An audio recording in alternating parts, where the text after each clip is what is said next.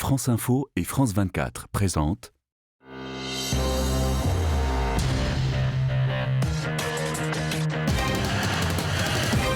Bonjour, c'est l'homme le plus riche du monde, l'un des plus fantasques aussi. Pas un jour sans faire parler de lui. Elon Musk défraie la chronique. Il vient de racheter Twitter, licencier sans ménagement la moitié du personnel, rétablir le compte de Donald Trump. Alors faut-il en avoir peur? Pour y répondre aujourd'hui avec nous, le rédacteur en chef du numérique au magazine Science et Avenir, Olivier Lascar, auteur d'une enquête sur Elon Musk, l'homme qui défie la science, aux éditions Alicio. Car voilà un homme qui ne doit pas sa fortune au hasard. Elon Musk, c'est d'abord et avant tout le succès de Tesla, de SpaceX, mais également de Starlink. Ce réseau Internet à haut débit s'avère déterminant pour les Ukrainiens, comme nous l'expliquait dès le premier mois de la guerre Camille Gutin pour France Télévisions. À plusieurs centaines de kilomètres de la Terre, il pourrait faire basculer le conflit en Ukraine. Les satellites Starlink du milliardaire américain Elon Musk sont devenus un redoutable atout des Ukrainiens. Fin février, le vice-premier ministre ukrainien interpelle directement Elon Musk sur Twitter. Elon Musk, pendant que vous essayez de coloniser Mars, la Russie tente d'occuper l'Ukraine. Réponse quelques heures plus tard, le service Starlink est maintenant actif en Ukraine. Les satellites ont été déplacés au-dessus du pays et des terminaux pour faciliter la connexion sont même livrés par camion. Avec Starlink, les Ukrainiens ont un accès à Internet même si les villes sont bombardées, car la connexion passe par satellite.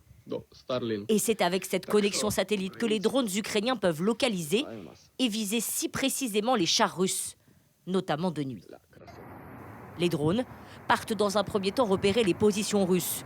Une fois la cible identifiée, ils passent par le réseau Starlink pour transmettre à l'artillerie, parfois située à 20 ou 30 km de distance, les coordonnées GPS précises de la cible et ensuite frapper. De quoi éviter les dommages collatéraux, mais aussi occasionner de lourdes pertes aux Russes, selon les spécialistes. Les Russes sont très vulnérables, notamment quand leur chaîne d'approvisionnement est attaquée. Et c'est ce qui est en train de se passer.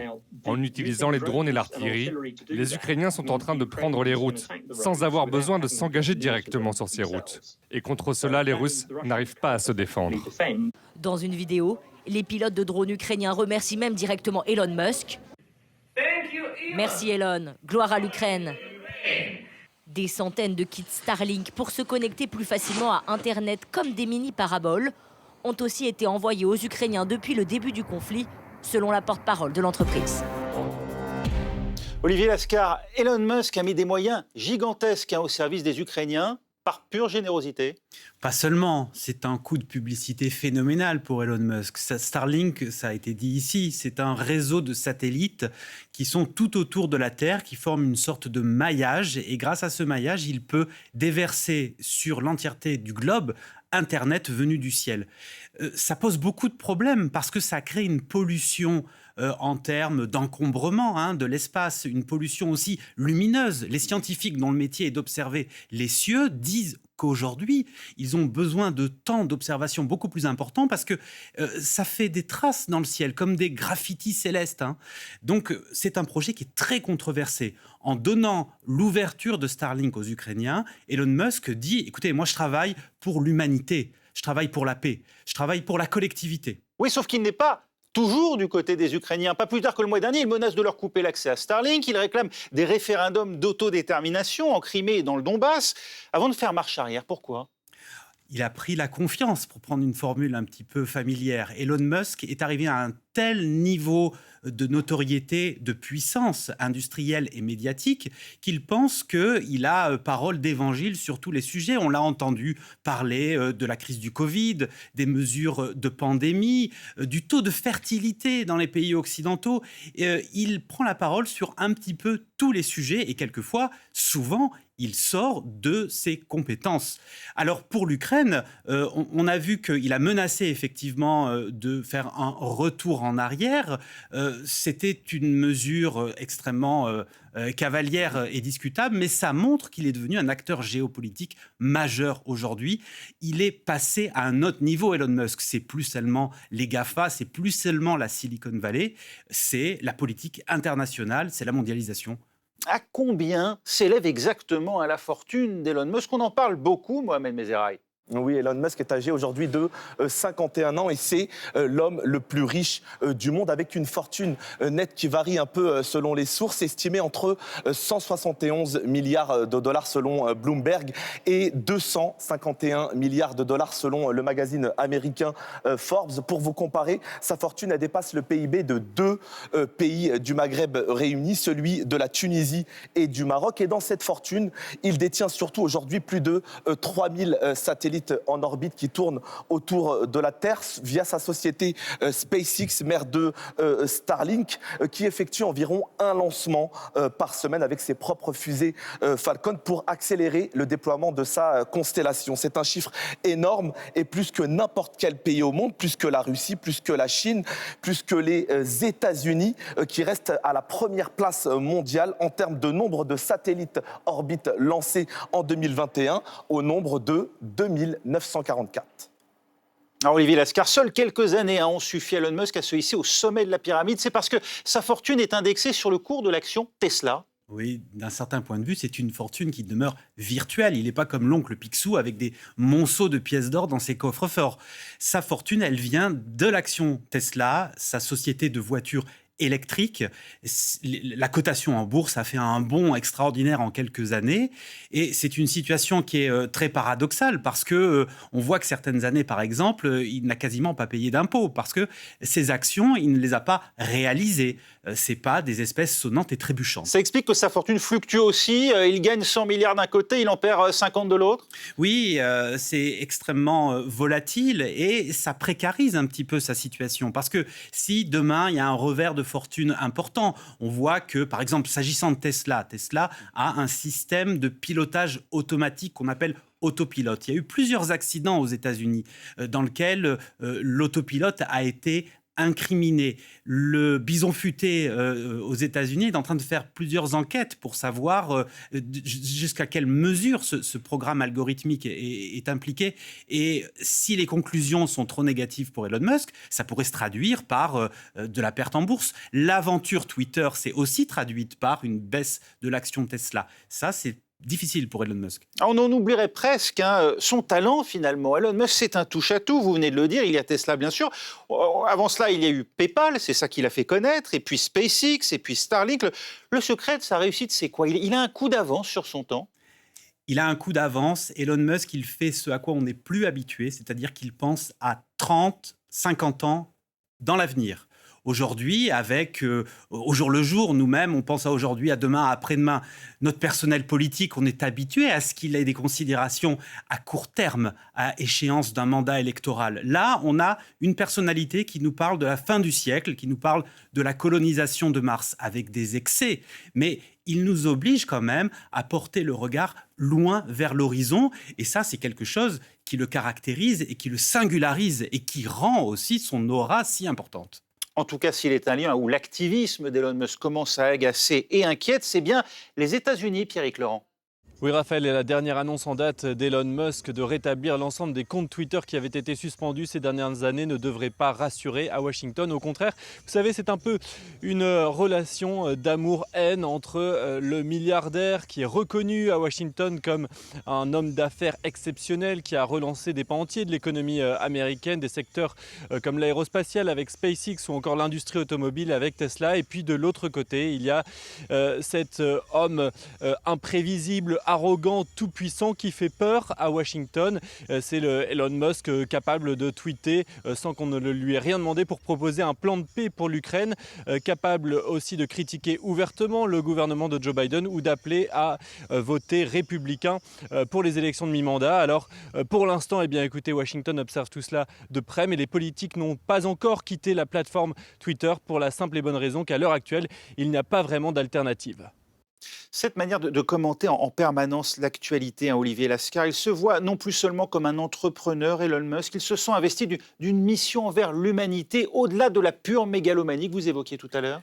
Il le dit couramment, abondamment. Ce qu'il fait, c'est pour le bien de l'humanité. Il croit réellement en ses projets industriels. C'est ce qui le caractérise aussi quand on regarde les autres patrons de la Silicon Valley, les Bezos, les Zuckerberg, etc., qui sont avant tout des businessmen. Évidemment, Elon Musk, il veut faire de l'argent, mais surtout, il a une vision de ce que doit devenir le monde. C'est un ancien lecteur de science-fiction. Il a une imagerie en tête. Il veut aller sur Mars, il veut des voitures autonomes. Il croit surtout que la technologie est une fin en soi. C'est une sorte de technoprophète qui pense que si on injecte de la technologie dans toutes les sphères de la société, dans toutes les sphères de nos vies, on va les améliorer. Et du coup, il essaie d'agir de façon à ce que ces visions se réalisent un petit peu partout. Il appelle à voter républicain aux élections de mi-mandat. Il prône une liberté quasi totale. Il se dit d'ailleurs lui-même libertarien, de quoi agacer, on l'a vu, le gouvernement américain. Mais au-delà des crispations, Elon Musk et Washington ne sont-ils pas condamnés finalement aujourd'hui à s'entendre? Les intérêts sont trop liés, le divorce est devenu impossible. C'est plus difficile que cela parce que ça l'a été dans le passé. SpaceX ne serait pas ce qu'elle est devenue sans l'argent des États-Unis, sans l'argent de l'État. À un moment, SpaceX, cette société d'Elon Musk qui construit des fusées réutilisables, c'est la fusée de Tintin, elle décolle et elle revient au sol. À un moment donné, il a enchaîné les échecs, il avait le couteau sous la gorge. Et sans un contrat de la NASA qui lui a demandé de devenir une sorte de taxi pour la Station spatiale internationale qu'il faut bien ravitailler. Sans ce contrat, SpaceX, c'était fini et Elon Musk, il était cuit. Donc sans l'argent de l'État, Elon Musk, il n'est rien. Aujourd'hui, la situation est un petit peu différente parce qu'on le voit avec Starlink, par exemple.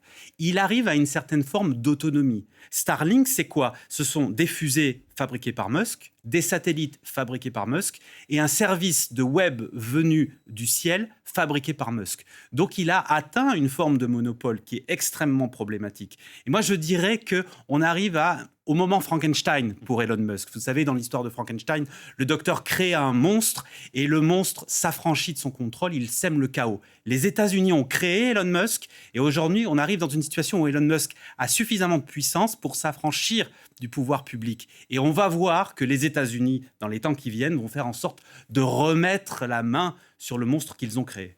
Parmi ces prophéties, en tout cas, on le verra, beaucoup se sont réalisées. D'ailleurs, Elon Musk espère bien envoyer des êtres humains sur Mars d'ici 2030. Avant cela, un vol habité est prévu sur la Lune d'ici 2025 à bord de sa navette Starship. Image.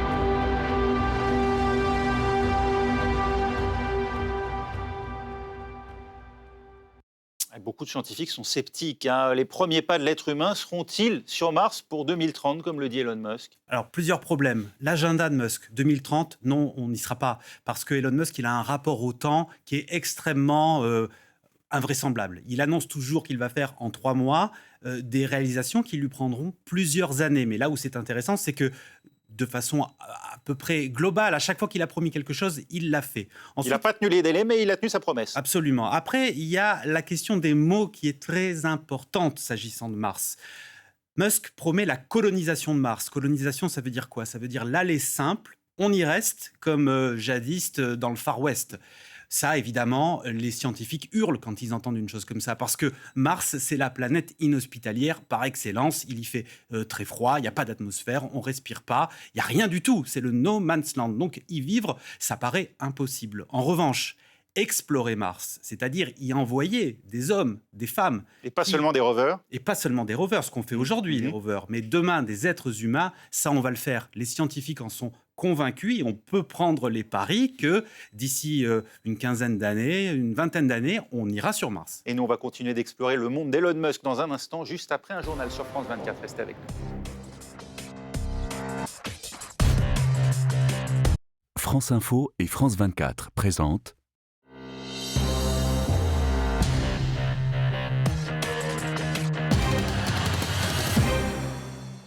Suite du monde dans tous ses états, Elon Musk, sur tous les fronts, on continue d'en parler avec le rédacteur en chef du numérique à Sciences et Avenir, Olivier Lascar. Elon Musk a vu sa fortune multipliée par 10 depuis fin 2019 et le coronavirus, mais il n'est pas le seul. D'autres entrepreneurs de la tech, et d'ailleurs, ont accumulé des fortunes colossales, Mohamed Mezerai.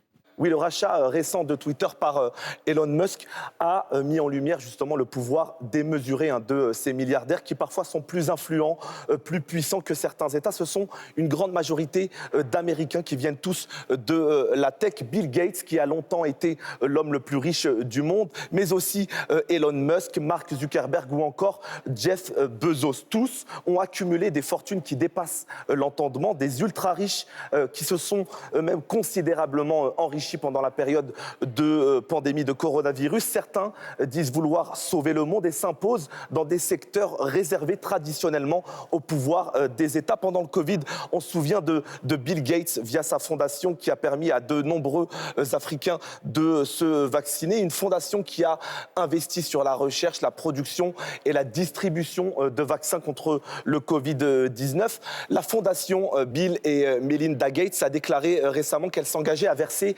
7 milliards de dollars à l'Afrique au cours des 4 prochaines années. Depuis l'année dernière, les milliardaires asiatiques sont devenus aussi nombreux que les Américains. Et là-bas, parfois, ça dérange les pouvoirs en place. Souvenez-vous de Jack Ma, c'est le fondateur du géant numérique Alibaba. Il avait disparu quelques mois après avoir critiqué le pouvoir politique chinois. À l'époque, Jack Ma n'est pas vu pendant plusieurs mois et plusieurs médias s'inquiètent justement de cette disparition, y voyant potentiellement la main autoritaire du pouvoir chinois. Il réapparaît 3 mois plus tard via les réseaux sociaux dans une vidéo, un homme devenu affaibli financièrement. Il a depuis quitté la présidence de son école de commerce et a complètement disparu des affaires chinoises.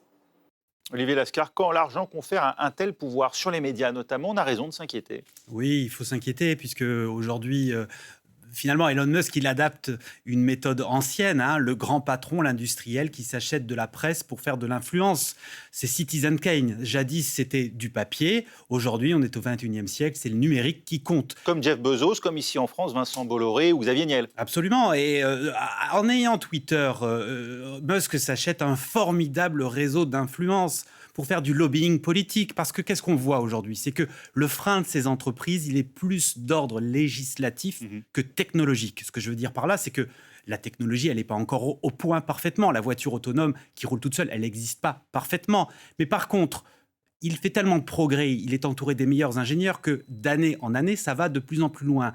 En revanche, avoir le cadre législatif qui lui permettent de faire rouler des voitures sans conducteur au milieu d'une circulation automobile normale, qui lui permettent de poser des puces électroniques dans les cerveaux de personnes bien portantes pour qu'elles puissent jouer aux jeux vidéo par la pensée, ce qu'il veut faire. Ce cadre légal, il n'existe pas encore. En ayant de la presse, en ayant du média, en ayant des réseaux sociaux, il va faire du lobbying et pourra peut-être demain avoir des lois à sa mesure. En termes d'impact sur l'opinion publique, un pas vient en tout cas d'être franchi par Elon Musk avec l'acquisition du réseau social Twitter. Retour en images avec Emmanuel Lagarde pour France Télévisions. Bien avant de devenir le patron de Twitter, Elon Musk faisait partie de l'élite du réseau. Sur son compte, cette petite pastille bleue réservée aux membres les plus influents, elle certifie le compte. Le milliardaire veut en changer l'usage. Une pastille bleue pour tous ceux qui paient 8 € par mois. Et pour tout le monde, la promesse d'une liberté de parole totale. Le projet divise. Si une personne peut potentiellement permettre de libérer la parole sur un réseau. Après, Twitter, c'était déjà un réseau social qui était quand même très ouvert. Pour moi, c'est un danger. C'est-à-dire qu'on ne peut pas laisser le pouvoir de communiquer auprès de toute la planète au bon vouloir d'un seul homme. Pour le nouveau propriétaire de Twitter, faire payer les utilisateurs a 2 avantages. Améliorer la rentabilité du réseau, mais aussi empêcher les faux comptes. Une sorte de modération à peu de frais qui ne convainc pas cette spécialiste. Ça ne va pas du tout décourager les producteurs, disons, industriels de la désinformation, qui sont basés un peu partout, notamment en Russie ou en Chine ou ailleurs, en fait, d'accéder à la plateforme en payant quelques centaines de milliers de comptes à $8. Aujourd'hui, seuls 420 000 comptes sont certifiés pour 237 millions d'utilisateurs dans le monde, dont près de 13 millions en France. Parmi les nombreux politiques français actifs sur le réseau, le porte-parole du gouvernement n'exclut pas d'en sortir. Je reste vigilant et que, si nécessaire, je prendrai mes propres responsabilités. Mais se passer de Twitter pour communiquer, ce n'est pas si simple. C'est pas facile de quitter Twitter. Pourquoi ? Parce que Twitter occupe une place singulière, parce qu'il a une audience considérable, une des premières avec YouTube, avec Facebook. Et en plus, il permet de toucher un public particulier, plutôt de leaders d'opinion, de décideurs, ce qui a beaucoup de valeur. Avant de racheter Twitter, il exigeait des propriétaires, les précédents, qu'ils fassent le ménage dans ces fameux faux comptes. Or, c'est lui qui, en rendant possible la certification n'importe qui moyennant finance, le fameux abonnement Twitter Blue, a finalement complètement faussé la confiance envers le réseau social, non ? Est-ce qu'il n'en a pas sapé les fondements ? Non, je dirais que c'est deux sujets différents, parce que les robots, les faux comptes existent depuis le début de Twitter. Et il faut redire, parce que tout le monde n'utilise pas Twitter. Effectivement, Twitter, c'est un réseau social qui est fort prisé par les journalistes, les hommes politiques, le personnel politique. Les leaders d'opinion, comme on dit. Les leaders d'opinion. Mais finalement, c'est un nain, Twitter. 230 millions. C'est pas comparable à Facebook, comme le dit Gaspard Ganzer ? Non. Facebook, on arrive presque à 2 milliards d'utilisateurs. En revanche, l'effet tam-tam, l'effet médiatique de Twitter, il est extraordinairement important. Et en parlant des faux comptes, Musk a posé le doigt sur un vrai problème, parce que les usagers, tous les utilisateurs de Twitter peuvent se rendre compte qu'il y a des acteurs qui ont des comptes bidonnés, qui sont gonflés par un nombre de followers incroyable, qui sont de toute évidence des faux. Bon, donc ça, c'est un vrai problème. Le fait de faire payer sa notoriété, sa certification, c'est vrai que c'est un sujet qui est plus difficilement compréhensible, parce que dans le même temps, Musk dit de toute façon, pour les personnalités, les présidents, les personnalités à notoriété, d'autorité publique, il y aura de toute façon un deuxième niveau de certification. Dans le même temps, il taille dans les effectifs de Twitter et puis il rétablit les comptes suspendus, parfois pour propos haineux. A-t-il encore les moyens aujourd'hui de modérer ce qui se passe sur son réseau social ? Est-ce que ça ne va pas justement lui faire encourir une suspension en Europe où on est très rigoureux sur la modération ? Alors, je ne crois pas en ce scénario, parce que, effectivement, Elon Musk, il est associé à de l'industrie lourde, à des fusées, à des voitures, etc. Il ne faut jamais oublier que c'est quelqu'un qui vient du numérique. Vous l'avez dit tout à l'heure, il a fait fortune grâce à la vente de PayPal.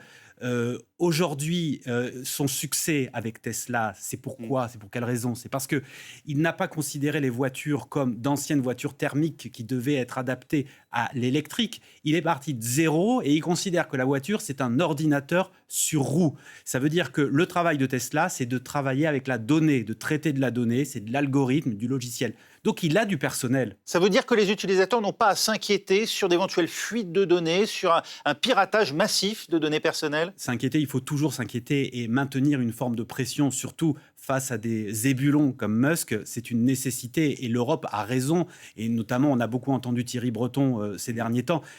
C'est bien de faire ça, il faut le faire.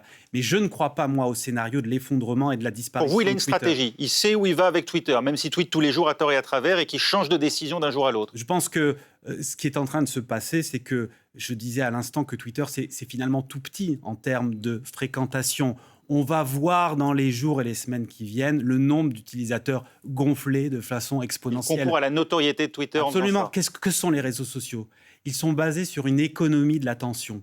Or, on n'a jamais autant parlé de ce réseau social qu'actuellement.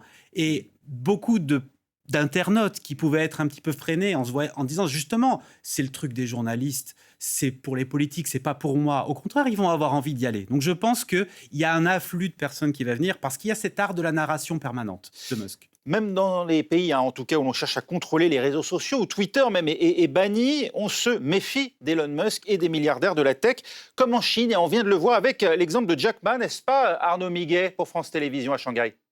Oui, Raphaël, Elon Musk a beau être l'homme le plus riche du monde, il a des intérêts en Chine, l'un des pays les plus autoritaires au monde, qui n'hésite pas à mener la vie dure aux milliardaires et autres géants de la tech. Elon Musk, c'est Tesla et la Chine est le deuxième plus gros marché pour la marque de voitures électriques. Une marque qui a ouvert une concession au Xinjiang, une décision qui a évidemment été critiquée par les défenseurs des droits de l'homme puisque c'est là que le gouvernement chinois est accusé par certains de génocide contre la population ouïghour.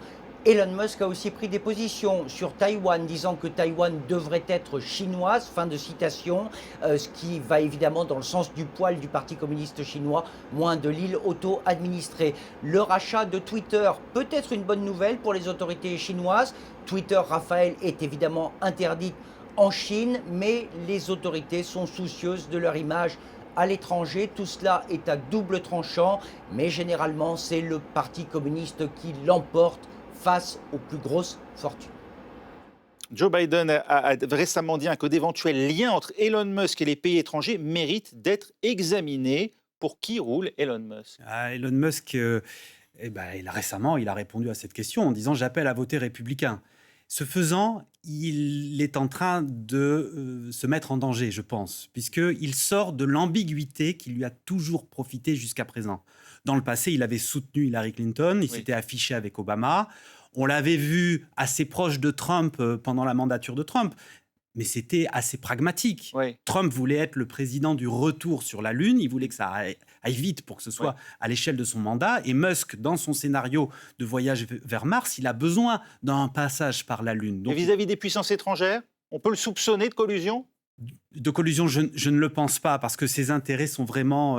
sa base, ce sont les États-Unis. En revanche, s'il se fait trop d'adversaires à l'intérieur des États-Unis, en prenant parti, en sortant de cette ambiguïté, en disant maintenant votez républicain, là il se met en danger. Parce que la NASA a fait un contrat avec lui pour ce fameux retour des astronautes sur la Lune à échéance 2025-2026, c'est assez proche. Il va falloir qu'un alunisseur, depuis l'orbite de la Lune, aille se poser sur le sol de la Lune. Et c'est avec ce vaisseau, avec cette fusée de Tintin, que les astronautes iront vraiment sur la Lune. Et c'est le Starship, fabriqué par SpaceX et donc par Elon Musk, qui a été choisi par la NASA. Si demain, la NASA, qui dépend du gouvernement des États-Unis, gouvernement démocrate, si demain la NASA commence à en avoir trop marre des déclarations partisanes de Musk, elle pourra très bien aller voir du côté de Bezos et de Blue Origin. On l'oublierait presque, mais Elon Musk n'était il y a quelques années encore qu'un entrepreneur parmi d'autres de la Silicon Valley, pas encore l'homme le plus riche de la planète. Mais déjà, ses idées détonnaient. Retour en 2015 avec ce portrait de Jacques Cardos pour France Télévisions. Il faut dire qu'Elon Musk n'est pas à court d'idées. La plus folle, c'est Hyperloop, un projet qui consiste à révolutionner les transports publics. Les passagers prendraient place dans des capsules qui fonctionnent à l'énergie solaire. Il ne faudrait plus que 30 minutes pour se déplacer de Los Angeles à San Francisco, contre 5 heures en voiture. L'usine existe déjà et 100 millions d'euros ont été investis. D'ici 3 ans, je pense qu'on réussira à dessiner et construire les 3 premiers prototypes au monde. Et n'allez pas croire qu'Elon Musk n'accomplit pas ses rêves. SpaceX est sa deuxième réussite après la voiture. Personne n'imaginait qu'un millionnaire concurrencerait un jour des États. Depuis 2012 et son premier lancement réussi, SpaceX est partenaire de la NASA et là aussi, Musk ne manque pas d'ambition. Je suis convaincu que notre futur, ce sera d'aller explorer d'autres planètes et que l'homme ira construire de nouvelles civilisations. On vient de le voir, Hyperloop, c'en est où aujourd'hui ? Est-ce qu'il faut se fier à ces prédictions ? Très intéressant l'Hyperloop, parce que l'Hyperloop, c'est le geste muskien par excellence. Il se fait connaître à l'échelle de la planète par ce coup d'éclat où il donne des solutions pour fabriquer ce projet de train qui circulerait dans des tubes sous vide à la vitesse de l'avion. Or, Hyperloop, c'est pas du tout lui. L'idée d'Hyperloop, elle vient d'une part de la science-fiction, on trouve ça dans un bouquin de Jules Verne, mais d'autre part, pour de vrai, dans le concret, des ingénieurs suisses et américains avaient déposé des brevets sur ces questions-là. Donc l'Hyperloop, ça ne vient pas du tout d'Elon Musk, mais il a la science de présenter ça de façon à ce qu'on croit qu'il est l'inventeur génial, que finalement, il n'est pas. Elon Musk, c'est le coucou qui fait son nid dans le nid des autres. Merci Olivier Lascar pour cette conclusion. Je rappelle que vous êtes l'auteur d'Elon Musk, l'homme qui défie la science aux éditions Alicio et rédacteur en chef du numérique à Science et Avenir. On arrive au terme de cette émission. Merci de l'avoir suivi. Retrouvez-nous sur franceinfo.fr, france24.com et la semaine prochaine pour Le Monde dans tous ses états.